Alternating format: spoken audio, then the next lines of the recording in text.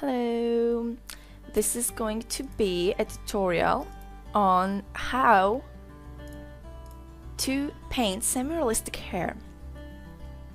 These are some of my drawings. This is gonna be a very fast tutorial. I wanted to have a tutorial that's less than 10 minutes long, so I can give you a very rough idea of how to do it. And of course you can go on and just make it as detailed as you want. Firstly, we're gonna choose a very soft airbrush with a lowered opacity. Red would be a better choice, yes. We're going to outline the main shape of the hair, or the strands. Let's pretend this is the shape of the hair. I don't know who has hair like this, but let's pretend that's the back of someone's head and that's his hair, or her hair. I keep thinking of Undertaker right now. That's why I'm saying his. Then we're going to fill the shape very carefully as to not make the edges very hard. You can just fill the main shape with a hard pen or hard airbrush to take the most of the work out of the way, and then you can slowly just fill in the remaining space.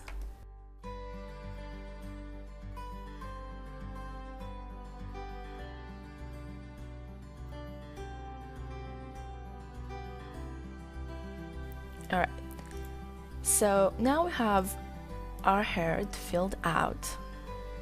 I'm gonna go ahead and just maybe blur the edges a little bit. This paint tool side, and as you can see, the blur tool is much stronger than Fuzz Up. I'm not a huge fan of it for hair, but it gets the work done when you want to do it fast. So yeah, let me just... Alright, you can go in and add some few strands along the way. That's it. Then we're going to take a darker color, and in a separate layer we're going to add the darker strands, which are going to be the skeleton of where we're going to shade. So you go in and you just draw strands like how you imagine the hair are flowing, is flowing. English. I'm just going ahead and drawing random shapes in the strands. I have a feeling this is gonna come out looking a lot like Grell, because it's red, and going and doing the strands. The reason I'm doing this on a separate layer is that I want to have the option to keep the strands intact while I shade underneath. This way I can always have a basic shape that I can use. Afterwards, I go in a separate layer and I add a light color, and I'm adding strands the opposite way from the dark strands. Like, I imagine the shape in my head and I just add the lighter strands in opposition to the darker strands. This is also going to help me figure out where my light source is coming from. This time it's coming from left and up. That's why all my light strands are this way. Then you go back to your basic layer, and what you do, like I'm doing here, is you start adding shade. I add shade where the dark strands unite, where you have little angles, where you basically believe it's the pieces of hair that you believe are underneath. This is where you add the shade. I'm doing this in the base layer with the color so that I will not mess up the strands. After you add the dark part, you take a lighter color, and you go in and you paint next to your darker color, like so. You cannot have just one shade, it's not that realistic. I always add at least 2 shades. And this one is a little bit purplish. It's a good thing to experiment. Here you take the lighter color, you're still on your basic layer. This is how it looks without the base layer. This is just the strands. You go in with your lighter color. This is how it looks without the strands. You go in with your light color and you paint close to your lighter strands. This is the part where you add detail. So I'm going in the strand layer and I'm adding darker strands to make some a heavier impact. Maybe that's a bit too heavy, but it's a bit sketchy, so it's okay. We add darker strands and lighter strands, strands in between, lines in between. Contrast is great when you're drawing.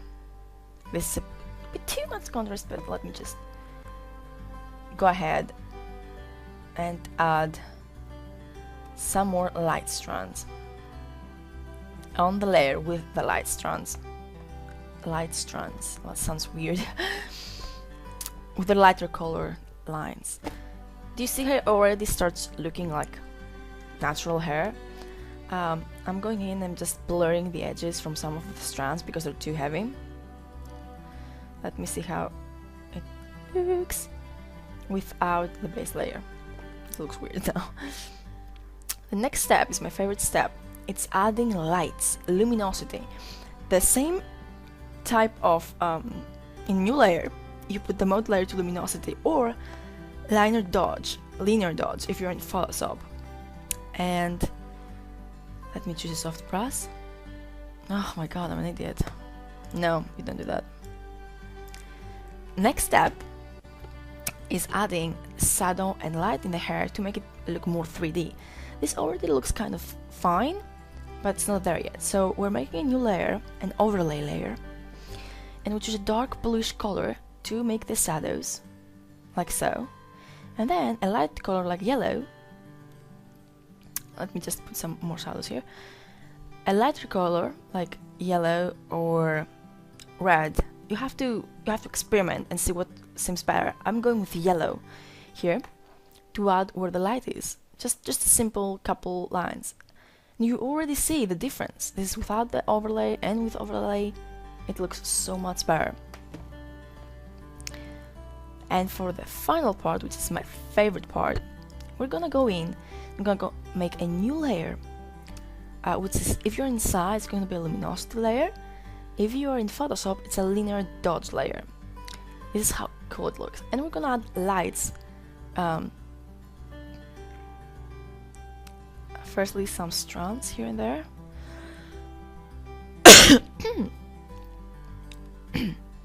Like so. Speed up.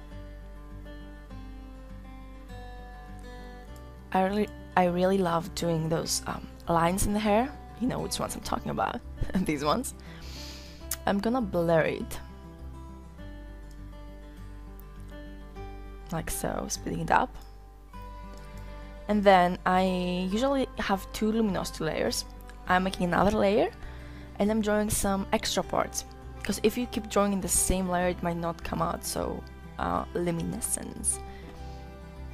So I go in and I add a little bit of lights and freckles of light.